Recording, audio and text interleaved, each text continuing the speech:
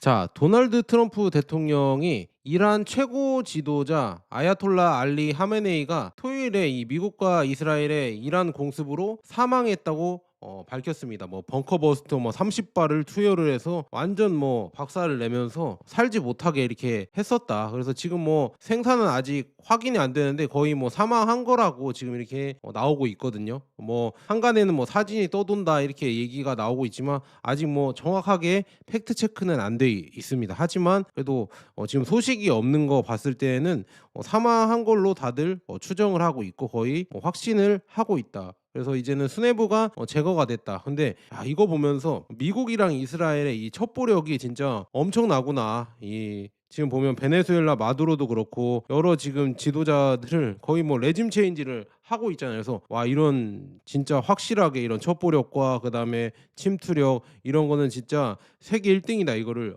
볼 수가 있었습니다. 그런데 중요한 거는 이 지금 이란을 건든 게 이게 참 어떻게 보면 트럼프 입장에서도 큰 리스크거든요. 물론 이란을 바꿔놓고 이란을 친미 정권으로 이렇게 세운다고 하면은요. 그러면은 뭐 중국이랑 러시아한테 엄청난 압박일 겁니다. 특히나 더 중요한 건 여기서 제가 오늘 해드릴 말씀이 있는데요. 이란을 만약에 친미 정권으로 바꿔 놓는다고 하면요, 결국은 중국한테 엄청난 압박이 가해지면서 중국의 1대1로가 이제는 거의 뭐 실패로 돌아갈 가능성이 너무 크다. 그리고 이제 4월 달인가요? 3월 달인가 미중 협상이 있잖아요. 거기에서 이제 미국이 엄청나게 유리한 입장에 설 수가 있다. 그 얘기를 제가 쭉 풀어 드리고요. 앞으로 이제 나올 시나리오랑 그다음에 우리가 어떻게 대처를 해야 되냐. 이 투자에서 대처가 중요하잖아요. 그래서 그런 핵심 내용들도 계속 해드릴 테니까 여러분들 좋아요랑 구독 한 번씩 눌러주시고요. 진짜 제가 힘들게 이렇게 자료 찾아서 여러분들에게 얘기해드리니까 좋아요 한 번씩만 꼭 부탁드립니다. 많이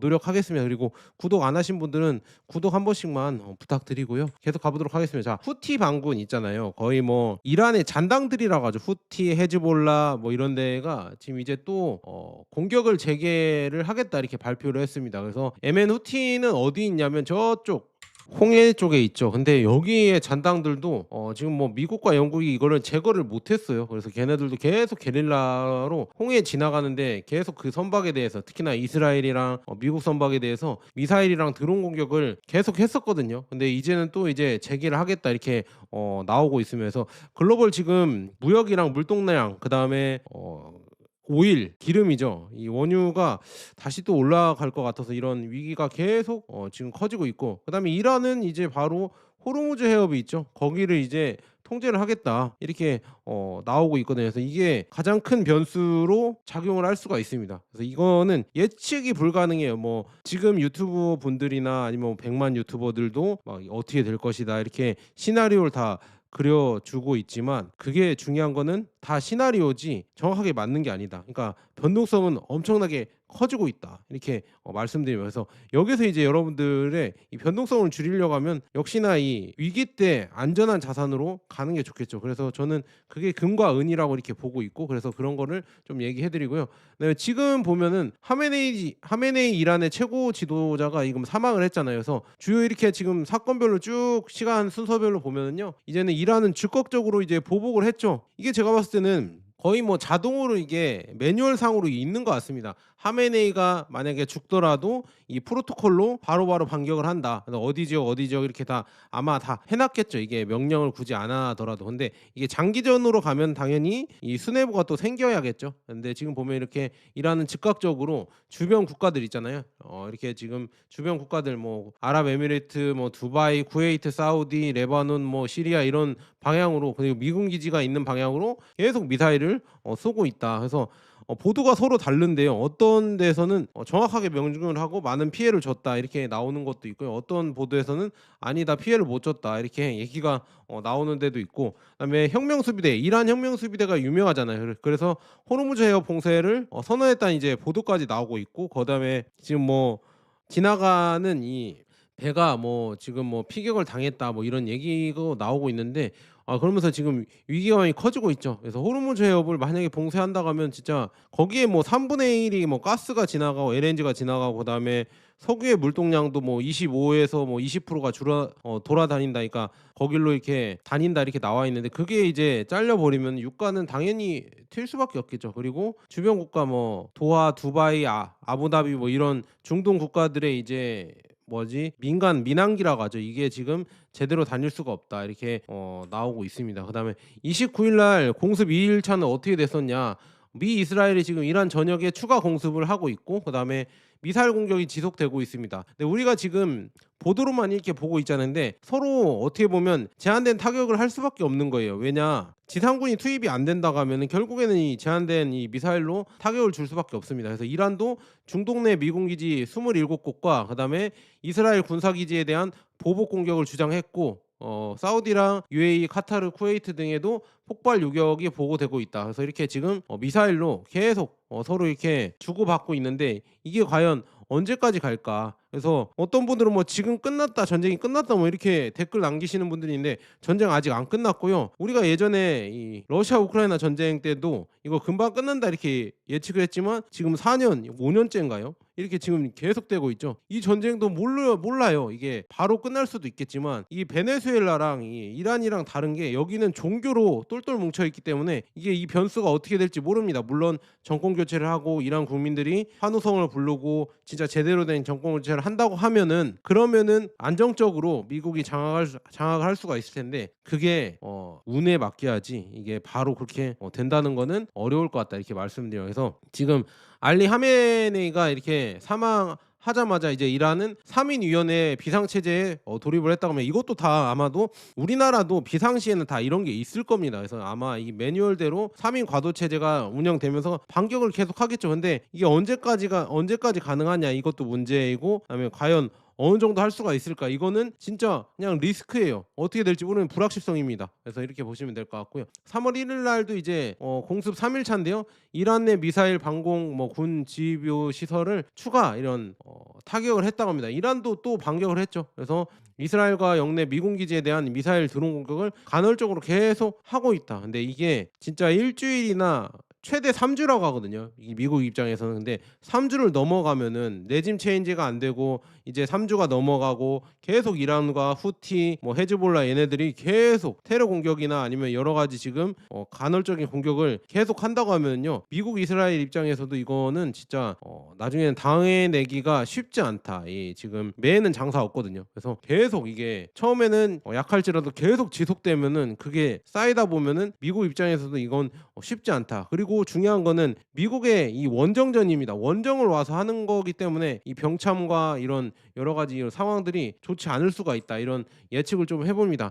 그럼에도 불구하고 만약에 저는 미국이 승리할 가능성도 있다고 봅니다. 왜냐 지금 이란의 이 수뇌부를 그냥 한 방의 타격에 제거를 했고 그다음에 이런 정부력과 이런 게 있으면은 결국 이란 이 국민들을 바꿔서 레짐 체인지를 할 수가 있어요. 정권 교체를 할 수가 있는데 그거는 진짜 근데 미지수의 영역이거든요. 근데 왜 이런 트럼프가 이런 약간 무리수라고 할 수도 있고 아니면은 도박수라고 해야 되나? 약간 던지는 수죠. 이게 확률이 100%가 아니니까. 그리고 확률도 높은 확률이 아니거든요. 미국 입장에서. 왜냐? 미국의 최고 뭐 이런 국방 참모가 하지 말자 이렇게 얘기를 하면서 트럼프를 만류했다고 하거든요. 근데 그럼에도 왜 트럼프가 이걸 했을까? 그거는 많이 이렇게 트럼프 입장에서도 코너로 몰렸기 때문에 이란 전쟁을 이스라엘이 등 떠밀면서 할 수밖에 없었다. 이렇게 보고 있거든요. 그 이유는 조금 이따가 얘기해 드릴게요. 그 다음에 이제 트럼프가 생각하는 아니 미국이 생각하는 거는 이란을 친미 정권으로 교체한다고 하면요. 다시 이제 미국의 패권 시대가 열릴 수가 있으면 제가 좀 불안하다. 금 가격이 이렇게 올라가는 거는 달러가 무너지는 지금 신호이고 그러면 달러가 무너지는 신호는 미국 패권이 점점 저물고 있는 신호다 이렇게 얘기하니까 너 반미주의잖아 이렇게 했는데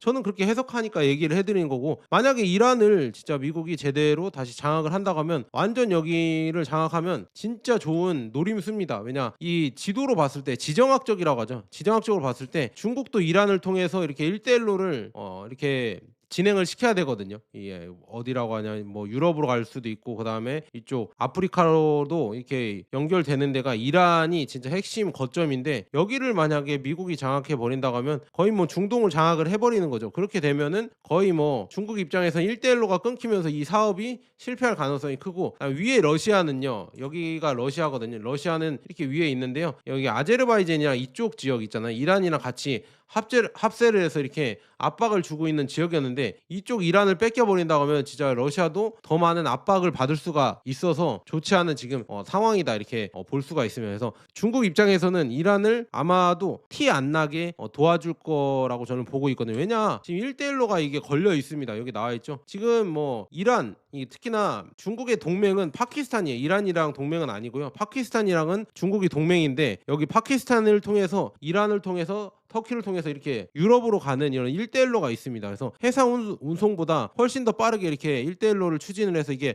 철도가 연결되고 있다고 하거든요. 이렇게 연결되면 바로 이제 에너지랑 뭐 여러 가지 무역을 바로바로 할 수가 있겠죠. 해상 무역을 거치지 않고 그다음에 미국의 눈치를 보지 않고 이란이랑 이렇게 조용하게 무역을 할 수 있습니다. 왜냐하면은 지금 미국이 여기 말레이시아 이쪽 말레카 해협이라고 하죠. 여기를 장악을 하고 있기 때문에 눈치가 보이거든요. 이쪽 이란 이 호르무즈 해협에서 나와서 이렇게 쭉 인도양을 거쳐서 이렇게 쭉 가면은 이쪽 이렇게 가면은 좀 눈치가 보이거든요. 그래서 이런 눈치를 안 보려고 여기 파키스탄 해랑이랑 미얀마 해랑을 이거를 중국이 계속 추진하는 1대1로거든요. 그래서 이쪽도 이렇게 미얀마도 이렇게 뚫으려고 하고 있고 그다음에 태국을 통해서도 이렇게 또 여기를 뚫으려고 하고 있다고 이렇게 이런 것도 나오고 있거든요. 그래서 이런 걸 하려고 하는 이유는 뭐냐? 중국 입장에서는 여러 가지 무역 루트를 뚫으려고 하고 있습니다. 근데 그거를 미국이 막으려고 하면 이란을 먹어야겠죠. 이란을 미국이 아마 장악을 한다고 하면은 중국한테 가장 큰 압박일 것이다. 이렇게 볼 수가 있습니다. 그 21세기 실크로드라고 불리는 1대1로는 진짜 중국의 핵심이 철도, 고속도로, 항만, 디지털 회랑으로 광대한 네트워크입니다. 이거를 성공시키면은 중국이 더 많은 강대국이 될 수가 있거든요. 그래서 여기 지금 보시면은 카자흐스탄이나 우즈베키스탄, 타지키스탄 뭐 이런 데 있잖아요. 이런 스탄 국가들도 원래는 러시아도 중국을 견제하는 입장에서 원래 이걸 승인을 안 해줬어요. 근데 러시아가 이제 우크라이나 전쟁을 하다 보니까 역시나 러시아가 급해진 거죠. 그래서 중국의 말을 들어줄 수밖에 없어요. 중국이 많이 이렇게 자원이 아니라 뭐 무기도 대주고 여러 가지 도움을 많이 주기 때문에 결국에 이 스탄 국가들이 원래 러시아 밑에서 이렇게 러시아 말 잘 듣는 나라들이었는데 그걸 풀어줄 수밖에 없었고 상하이 협력기구에서 이걸 열어줄 수밖에 없었습니다. 그러니까 이란까지 갈 수 있는 이런 1대1로 이런 게 많이 커졌다. 그래서 이쪽으로도 갈 수 있고 아니면 뭐 이쪽 파키스탄을 지나서 갈 수 있고 여러 가지 지금 다 이렇게 중국이 갈 수 있는 이런 루트가 많이 커졌다. 그래서 중국의 이제 영향력이 점점 더 유라시아 대륙에서 커지고 있거든요. 그래서 이거를 미국 입장에서는 견제를 해야 돼요. 그래서 그 유충지가 어디냐? 원래 터키랑 이란 둘 중에 하나 정하려고 했는데 역시나 이란이 터키는 사실 조금 명분이 없었잖아요. 그래서 이란을 더 이렇게 명분상으로 이렇게 되었다. 그다음에 이란을 먹는다고 하면 이제 파키스탄이랑 이쪽까지도 이렇게 압박을 할 수가 있거든요.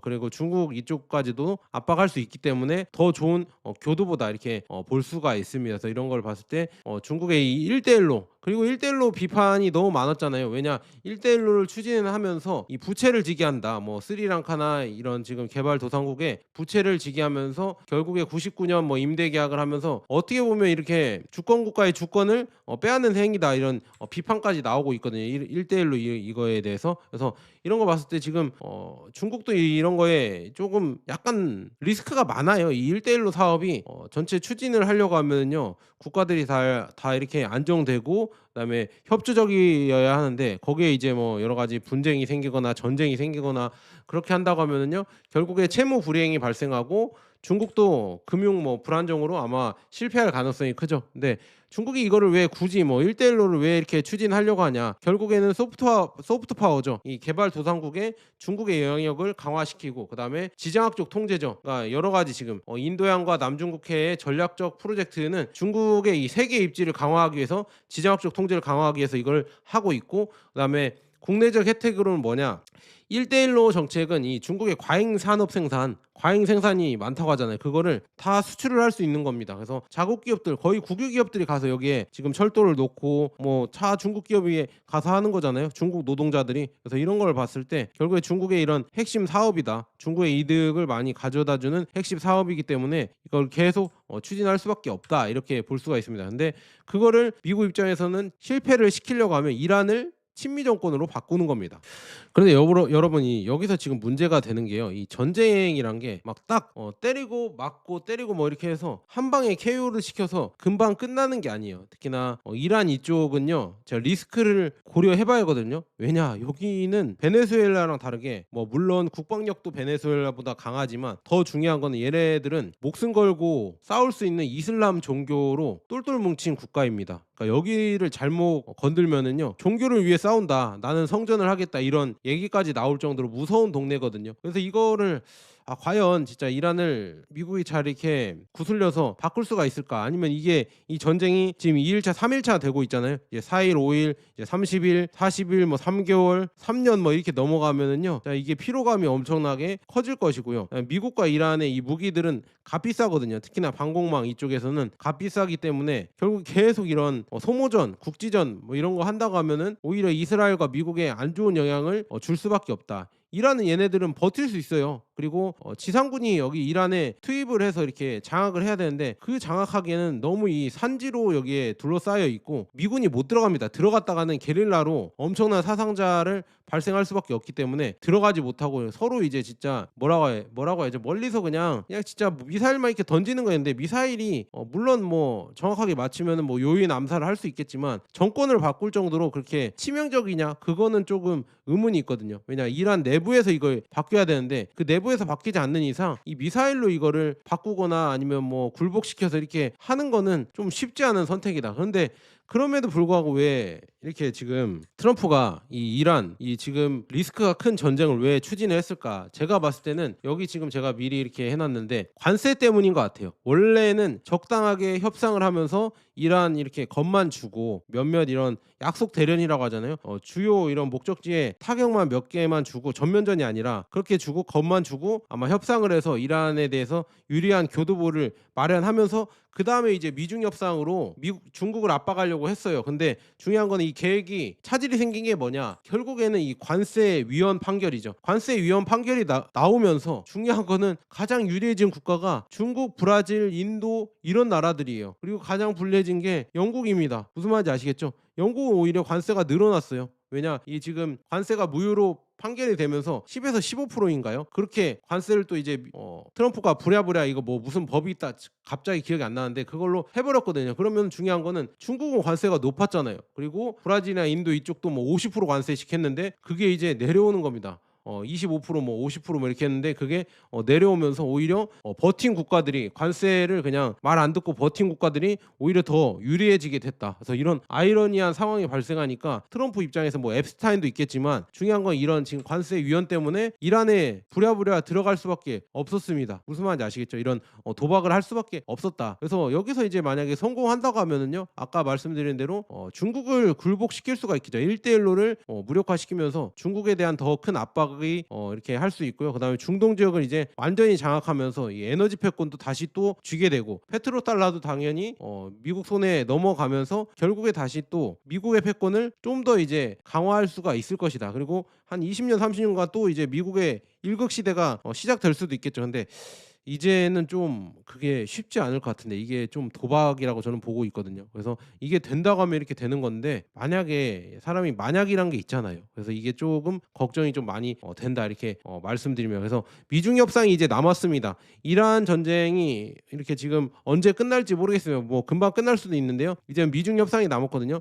미국 입장에선 중국을 협상 전에 계속 압박을 해야 됩니다. 근데 1차 지금 무역 관세 이거 완화 때문에 결국에 이 무역 관세로 원래 중국을 압박하면서 야 내가 이렇게 내려줄게 그러면은 니네들은 뭐 전략 품목 있잖아 전기차 배터리 히토류 이런 거를 우리한테 조금 잘 수출을 해줘라 이렇게 아마 쇼부를 합의를 보려고 했을 겁니다. 근데 이 지금 관세 이 무효 판결 때문에 위헌 판결 때문에 그 관세를 협상할 게 없어졌네요. 그러면 어떻게 되겠죠? 미국 입장에서는 다른 걸로 협상할 게 별로 없습니다. 왜냐? 이 반도체 기술 규제도 이제는 중국이 필요 없어.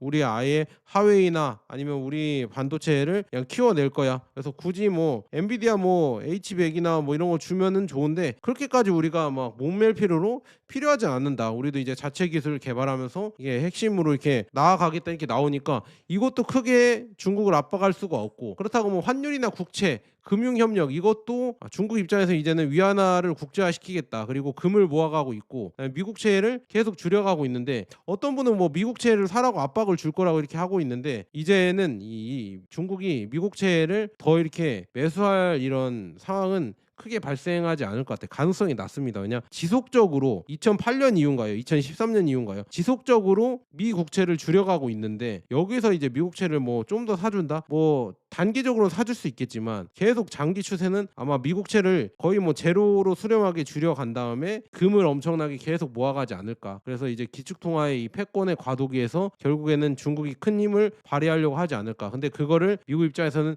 견제를 해야 되는 지금 상황이고요. 에너지 공급망 이 안정에 대해서도 얘기를 하겠죠. 그래서 이란을 만약에 미국이 진짜 두드려 잡고 가져간다고 하면요, 이 에너지 패권에서도 중국을 강하게 압박을 할 수가 있습니다. 그래서 이거라도 가져서 압박을 하기 위해서 이런 무리수를 좀 전 둔 거라고 봐요. 왜냐?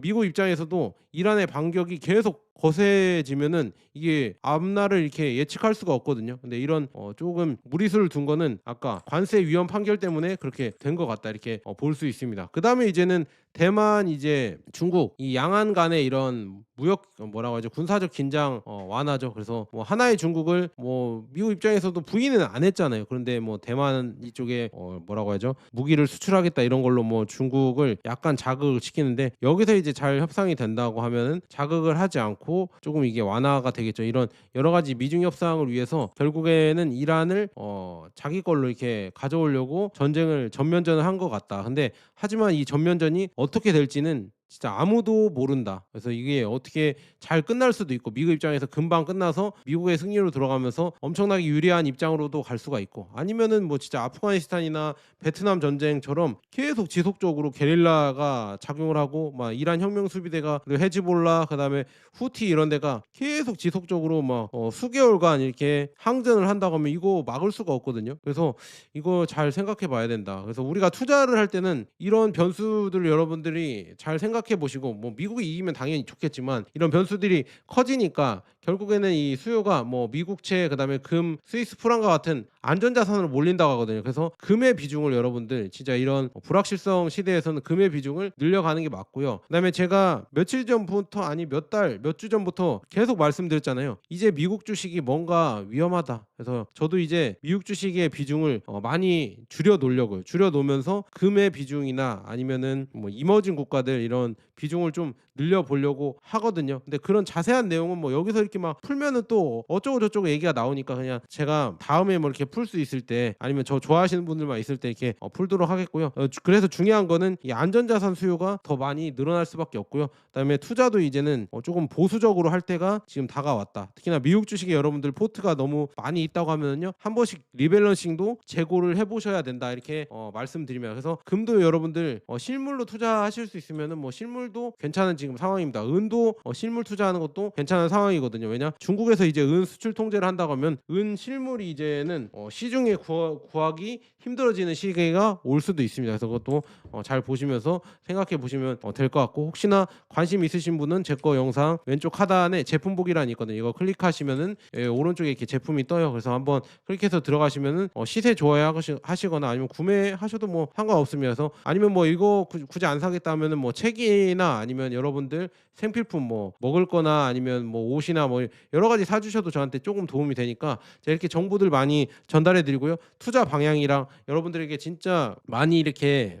도움되는 거 많이 해드릴 테니까 여러분들 한 번씩 부탁드리고요. 더 중요한 거는 저는 뭐 친중이니 친미니 뭐 이런 거 좋아하지 않습니다. 그냥 최대한 여러분들에게 도움되는 정보를 전달해 드리려고 노력을 하고 있고요. 그게 뭐 여러분들이 말하는 친중일 수도 있고, 그게 뭐 말하는 여러분들의 좌파일 수도 있고 그게 말하는 우파일 수도 있고 어쩔 수 없습니다. 저는 그냥 제가 보는 뷰대로 소신대로 말씀을 드리는 거니까 좀 정말 죄송해요. 여러분들이 원하는 내용을 뭐 그렇게 시원하게 이렇게 얘기를 못 해드릴 때도 있어서 좀 죄송하지만 그래도 저는 제 영상을 보시는 분들이 도움이 많이 되시고 그다음에 여러 가지 투자하는데 외롭지 않고 조금 자신감을 갖고 하실 수 있게 도와드리고 싶습니다. 자, 여기까지 좋은 버나드 있고 여러분 계속 이 속보가 올라오는 대로 이렇게 조금 제가 정리를 해서 해드리도록 하겠습니다. 자,